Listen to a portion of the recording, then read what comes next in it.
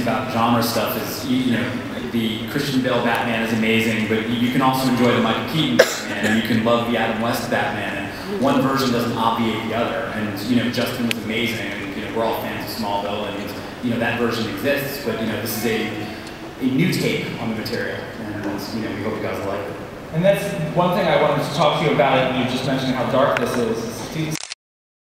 Like, he kills somebody in this, and he's our hero. How is this, how are you approaching this?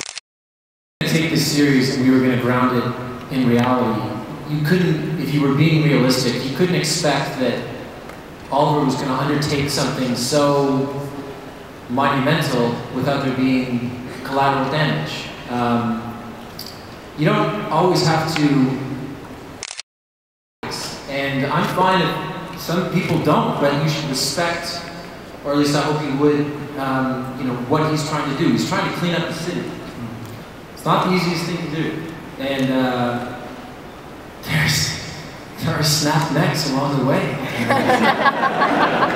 So it's a pretty dark tone in this pilot. Should we expect going forward the rest of the series to be and maintain this very stylized, dark approach to things? Well, I think that's just one element of it. I think also, too, it's a wonderful emotional story with the family and trying to get back together and trying to really deal with the character and leading character that has post-traumatic stress disorder from being on this island for 5 years. And as you can see, the scars, the physical scars, there's just as many emotional scars as well. So there'll be elements in this series in which we'll be going back to the island and kind of getting a sense and feel of what really made him who he is. Those elements of those little Easter eggs and so forth that you saw with the little introduction of the Deathstroke mask that will come into play very, very soon in the series, I'm sure.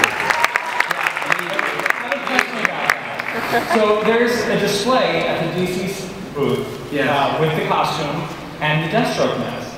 And it says, look for it in the premiere of Arrow. So is this something else we should look to become a recurring thing? Will people be dying these things, or should we just look for little nods to the universe? Both. You know, one of the things that we're always doing is we're working in little Easter eggs. Like, for example, the police sketch that you see, that's drawn by Mike Grell, who did the Longbow Hunters, which was another seminal, you know, source material for us in developing the show. So there'll be, like, big pieces of the DC universe, like Deathstroke, that you'll be seeing, but there'll also be tiny little nuggets that you'll have to listen carefully and watch carefully in order to appreciate and notice.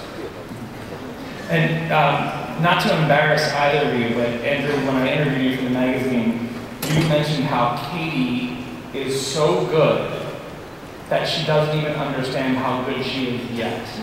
I agree. Do you find yourselves looking forward to writing the emotional arc for these two characters because of what she brings to this? Yeah, I mean, that's, you know, obviously they're both very attractive actors, but, you know, what's so, you know, amazing for us is, you know, we don't approach this as, you know, we're writing a superhero show. For us, it's a crime thriller, it's a family drama, it's a romance, and, you know, to have, you know, great actors, you know, to write for, and, you know, everything we give them, they just, you know, elevate the material. So, and also, too, the supporting cast with, you know, Susanna Thompson, Paul Blackthorne, David Ramsey, Will Holland. I mean, that's just the cast in this thing is amazing. Each of these characters could be leads in their own series.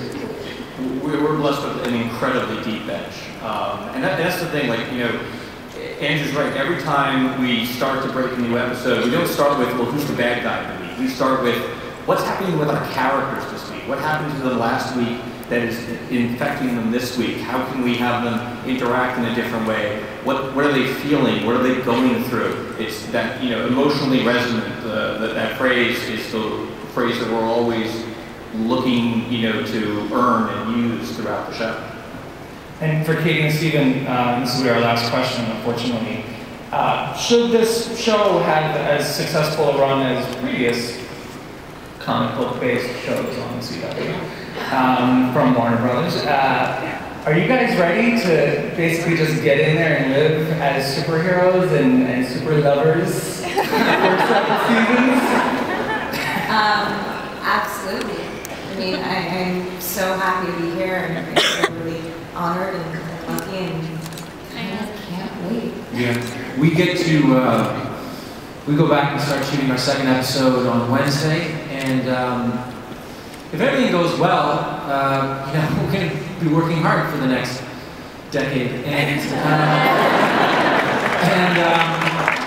But this is really important. We're about to go work really hard, and I read the second episode, and it takes what we did in the first one, and it elevates it again. And to get this sort of response from you guys, from everyone that came out,